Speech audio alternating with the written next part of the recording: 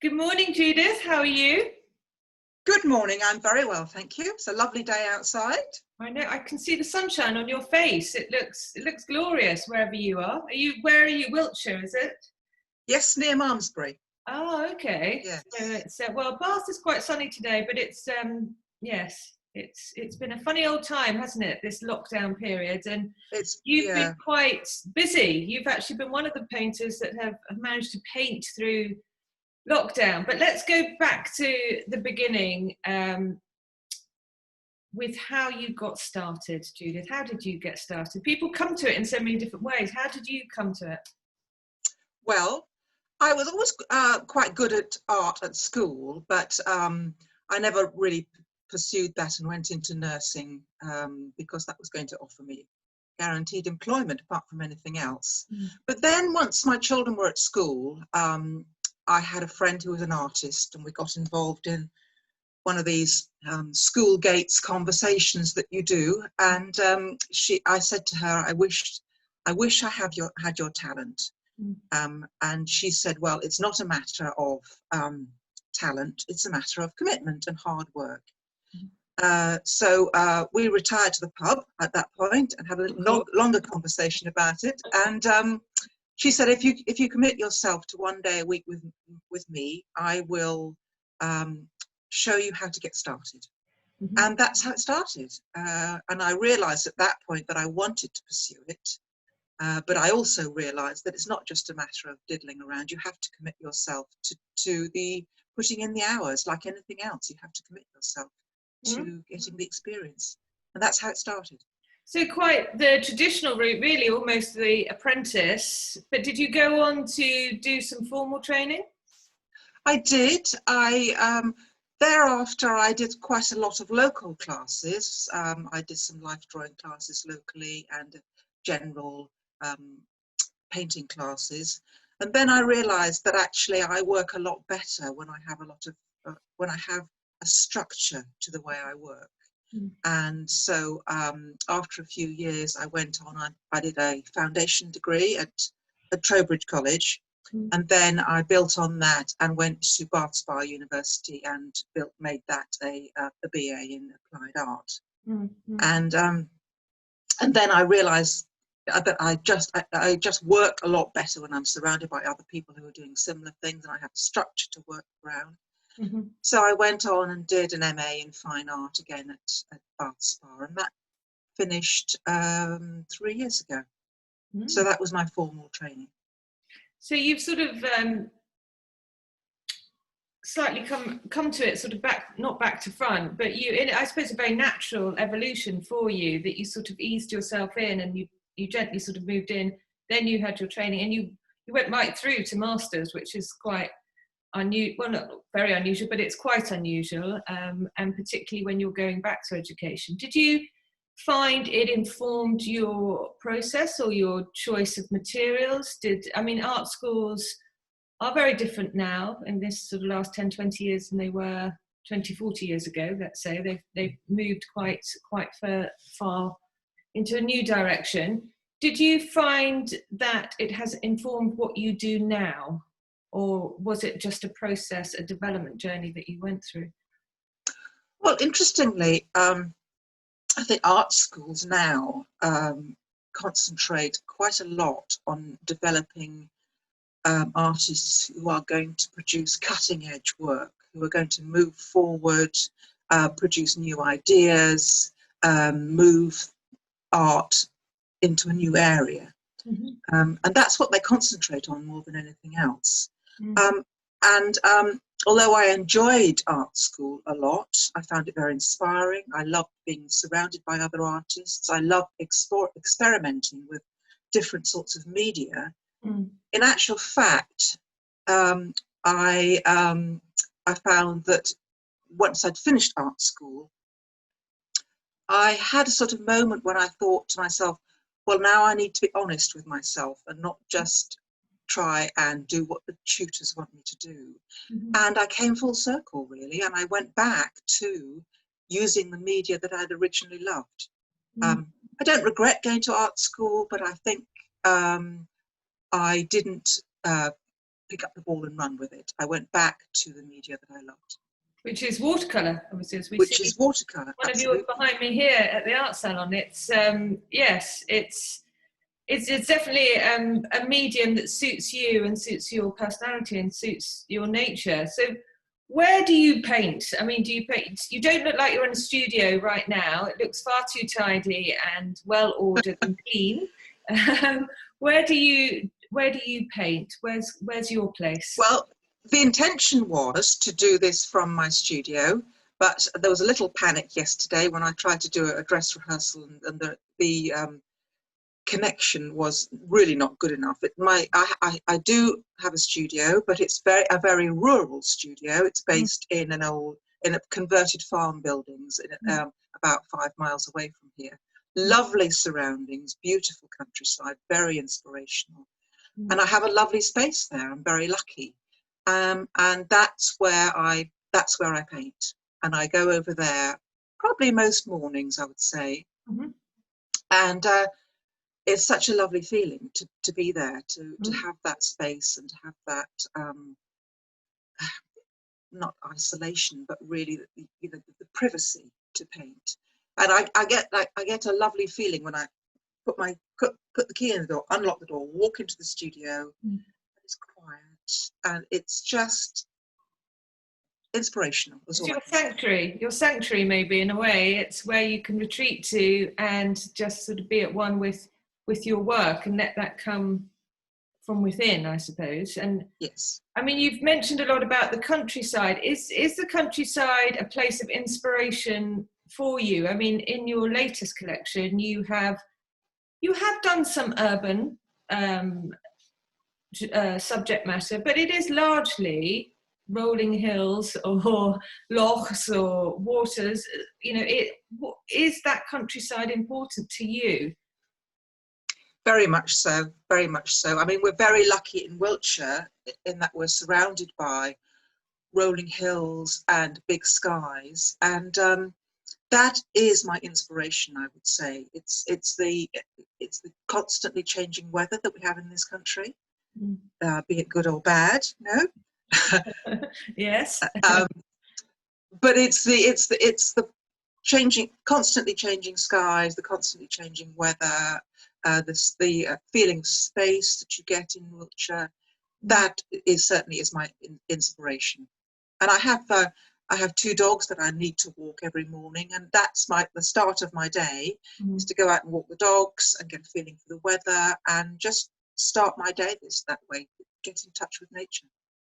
So watercolor is then a very natural, that's it's got a fluidity to it, hasn't it? And it's got an instantaneous nature to it. I mean, once it's on the paper, it's on the paper. It's not like oil that you can build up and change. And so what is it that links that choice of medium with your inspiration of being out in the countryside? What is that immediacy that you respond to so strongly? With watercolor, it is the luminosity of the paint, the feeling that the paint, not that the paint is actually creating the work for you, but it's the way that the paint flows, the way it's transparent, the way you can see through it, the colors that you can build up to a certain extent, but it is the immediacy of it, and it just lends itself wonderfully to interpreting the weather and the skies and nature, and it's a medium that I just love. So why do you create? I mean, when I look at your watercolors, I feel I am looking through your eyes that's my experience as a viewer. I'm looking through Judith's eyes, very much Judith and not somebody else. I'm looking through your eyes and experiencing your world. Is that something that you are trying to articulate, or are you purely responding to the world and the ever-changing scenery and seasons? What is there an intention behind your work? I think, well, first of all, I think that everybody, it's in human nature to want to create. I think everybody wants to create, even if they don't realize they're creating, whether it be cooking, gardening, writing, painting. It's a fundamental need in humans to want to create. And in terms of the way I create, it comes from, I don't want to sound spiritual in any way at all, but it comes from quite deep within when you're painting, I think. Particularly for some reason with watercolor, because it's so luminous and transparent. It just it's a lovely feeling when it works. It's obviously there are a lot of paintings that don't work, but we won't go there. I think that can be said for any artist, though, can't it? It's I'm sure you make a mess of things like every artist does. You know, not everything works, and you do have to explore routes, don't you? Different. I know you yourself have explored different mediums along the way, but this does seem to be second nature to you, the watercolor. Yes, I think exactly. But do you found, sorry. I was going to say that I have found that particularly came to the fore during our recent difficult times with isolation and social distancing. But maybe we'll move on to talk about that subsequently. Yes, no, we'll yes, the Emerge series that you have created during lockdown, we will touch on. Well, we will discuss in a different film a little bit more in depth. But I mean, here I think it is important to mention that you are responding not only actually to the scenery and the countryside and your immediate world around you, but you do also respond human to human to the globe of global humanity and what we are all experiencing. So it's very much a solar plexus response, it seems, from you when you're painting. It's not just about mark making. So I think spirituality is a very important part, whatever your thoughts on spirituality or your belief systems or your value systems. I think we all have it to a greater or lesser extent. So that's clearly, has that been a surprise to you that you have responded so spiritually in this latest collection, or was that something that you've always done? Because it has been a surprise, actually. Yes, it has. I think that if I can just go back to a moment that was of great significance to me, was when I saw the first prehistoric cave paintings in France. This was hugely important to me, this moment. It was a family holiday we had in France, which wasn't going well. It was raining every day and the kids were bored, and I was fairly desperate for something to get us through this holiday. So I had booked on the off chance a visit to the cave paintings at Font de Gaume in the Dordogne. And we weren't expecting much of it, and they were showing small parties around this cave. And you walk into the cave, and it's about 10 minutes walk, I suppose, into the darkness of the cave. We've all got a torch. He guides you into the darkness of the cave, and you get to the end of the cave after about 10 minutes. And the guide says, right, everybody turn your torches off. So it was pitch black. And then he turned his powerful torch on and shone it on the wall in front of us. And it was just the most incredible moment, because on the wall in front of us was this enormous painting of a mammoth. And it was... Sorry, a mouth? A mammoth. A mammoth. A mammoth. Right. A mammoth. Wow. Great painting of a mammoth. And it was the most amazing moment. Everybody just stood there and gasped. And it was just such a moving experience to go through. And subsequent to that, we set 4 or 5 more trips to France to see more prehistoric cave paintings. And it was just, it came home to me that humans have a fundamental need to create. And these paintings, some of them are 20,000 years old. And they are evidence of the artist's hand on these cave walls that were made by somebody standing there in that place 20,000 years ago. And it's just, yeah, absolutely. It was a moment that I will never forget. And that is the sort of feeling that I get when I'm painting and a painting goes well. Mm. It's almost like a connection that I have with those artists 20,000 years ago. We're all doing the same thing. Mm-hmm, mm-hmm. It is mind-blowing. I mean, I read classics at university, and mainly for this, you know, before I went on then and specialised in history of art. But it was very similar for me, that connection through the thousands of years. And yet we are humans. We're still humans. We still love. We still want to create. We still, you know, we're still fighting. We're still getting sick. We're still getting healthy. You know, no matter what changes or this, you know, the wonders of this sort of recording now during lockdown, where we can speak to each other it's still fun. We are fundamentally the same, aren't we? And that mark making is a way of articulating, I'm here as well, you're that, you know, we're all here in it together, and this is my way of singing my song, I suppose. So you've touched on it there about influences.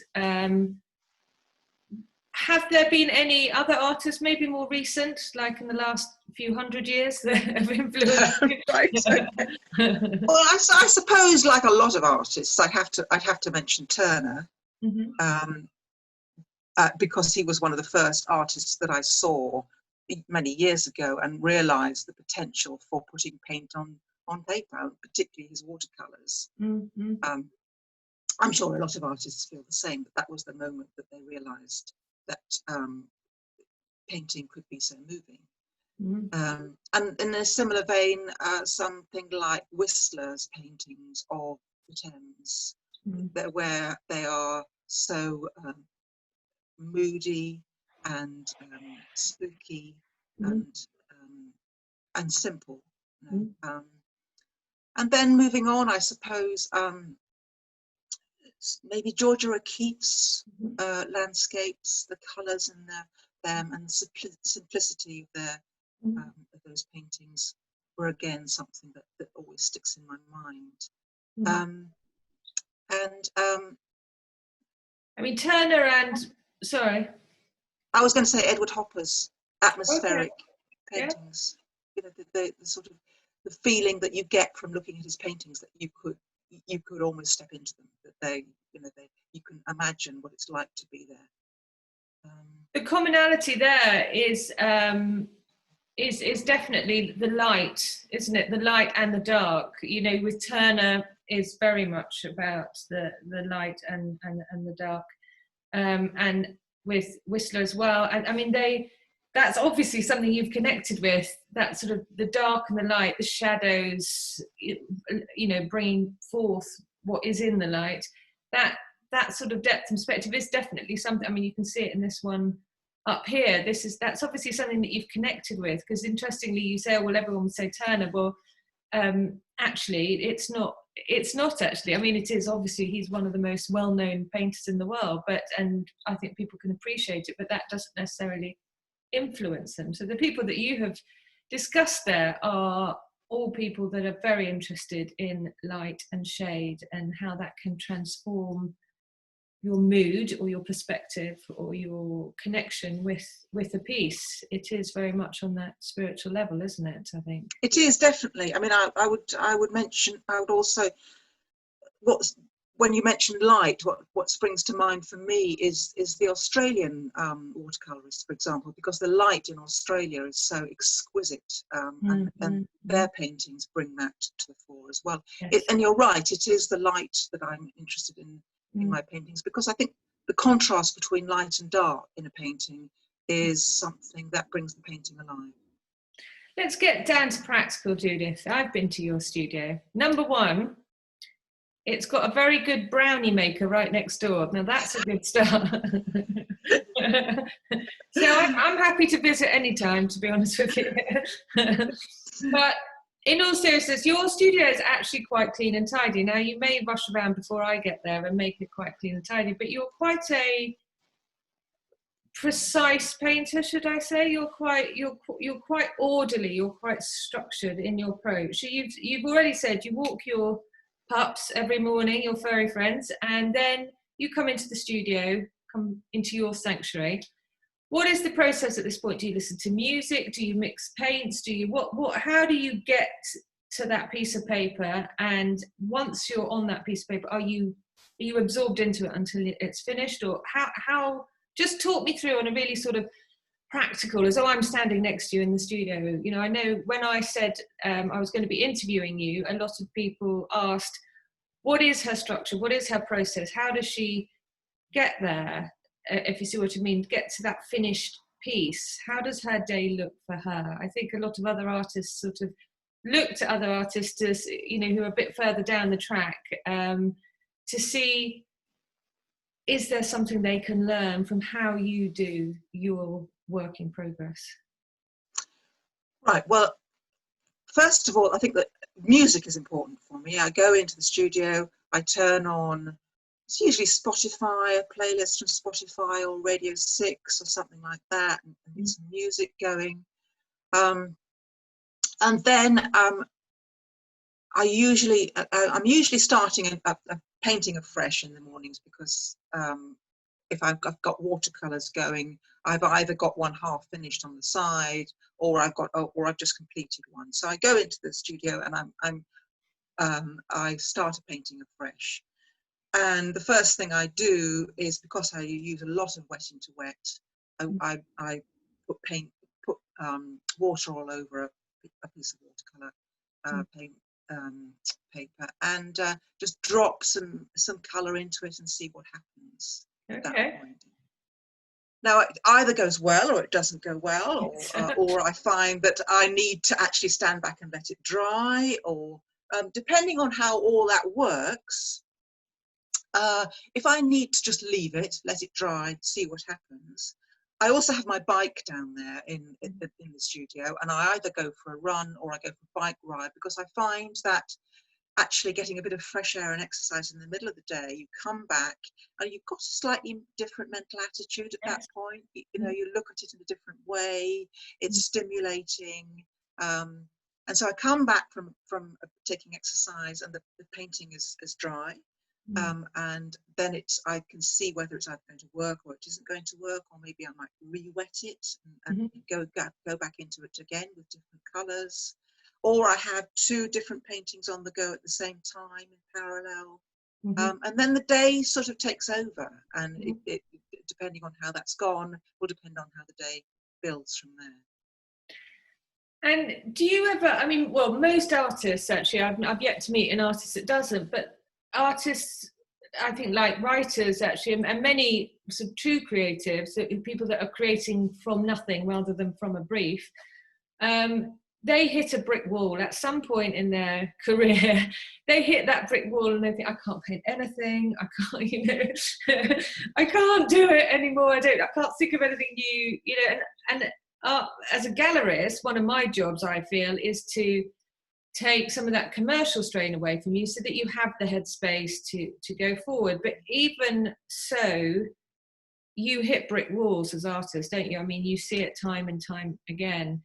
When that happens to you, how do you respond? How do you work through that? Well, I can either take a few days break. If we didn't have social isolation, I would be going out and looking around the galleries, getting some inspiration from other artists. Alternatively, I get out my old sketchbooks, look through my old sketchbooks, look at my journey, what I've been doing, get some inspiration from past work. Also, any paintings that haven't worked, I don't throw them away, I keep them in a separate folder. And if I'm hitting a brick wall, I get out the old paintings that haven't worked. And sometimes you can have a look at these paintings through different eyes, you know, after a time period. And you can go in and redo them. I can actually spray water on these paintings that haven't worked and see what happens. Sometimes I just put them under the tap and see how the painting flows. Only an artist could say that. You know? That's like my nightmare, you know. I'm carrying paintings to an art fair, or when it starts to rain, you're like, oh my goodness, and you're thinking, this is great, this is a new opportunity. It's amazing what happens if you just let go and be brave. And if a painting hasn't worked and it's not going, you feel it's not going to work anyway, you've got nothing to lose. No. So you just take these paintings. You either, putting them under the tap is a great experience because the paint will just flow off and create different patterns. You know? So yeah, there are always ways forward if you have a block. Liberating, very liberating. So one of the other questions that really did keep popping up was, what next? What next for Judith? I mean, you've just created this lockdown collection, as it were, this Emerge series, this response to our global pandemic. 2020 has been one of the oddest years for anyone in the world, I think. This is going to impact on artists, whether they're playwrights or painters or, so how do you think for you, you're going to go forward? I mean, you've always pushed yourself. I think technically you do keep pushing yourself to get better and better, but what do you see for Judith in the next sort of 2, 3, 4 years? Where are you going? Where would you like to go as an artist? I think the last few months have been enormously creative for me personally, because I found the concept of isolation very inspirational. Yeah. I mean, that sounds quite a bizarre thing to say because it has been such a difficult time for so many people, heartbreaking time for so many people. But I feel that in some ways the role of an artist is to provide comfort for people who are going through a difficult time, and that's what I found over the last few months, that I have tried to produce works that are of consolation to people who are going through a difficult time, to provide some sort of kindness, some sort of peace, and that's the route that I can see myself following for the next few years. Actually, is to try and pick up on the national mood, on the needs of people, and interpret them in my art. And I can't see myself changing from watercolor for a long time, because I think that is the one medium that does that perfectly. Really, it is a medium that can express people's fears and concerns in a very gentle way. Yes, I mean, your response has been a very nurturing one. You can feel the nurture evident in your paintings, and certainly since, I mean, they've really literally just arrived at the Art Salon in Bath. They've literally just got them all out and wrapped up, but the response has been immediate from people, of just stopping and being taken in, visually taken in, and there's a moment of peace. Actually, a lot of people come into art galleries and they're sort of looking around, and I've always felt that pictures pick people, and whether or not somebody buys the work is in a way secondary. It's how they're responding to it, and it's been a very interesting process watching people respond to your work. I think you have hit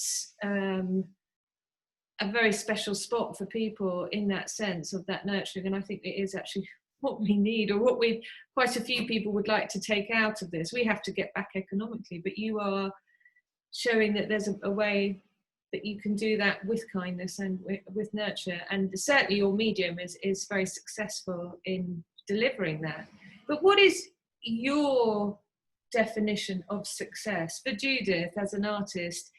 Is it that response from people, or is it because you want to be a very famous or well-known artist? What is it that drives you to want to be represented by a gallery and not just keep painting and put them in at home, and your husband will be surrounded by them one day? So, what is it that makes you want to get them out there?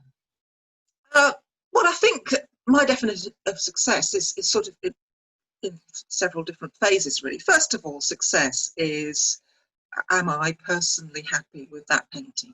Do I get satisfaction from that painting? Because there's no point in going on if you don't like the painting yourself. So all the paintings that I put out there are paintings that I love personally. they are my babies, if you want to put it that way. It's that I love them, otherwise I wouldn't put them out there. Yeah. And secondly, to get a response from people, to feel that people are comforted and reassured by my paintings is a wonderful feeling, really, in these particular times.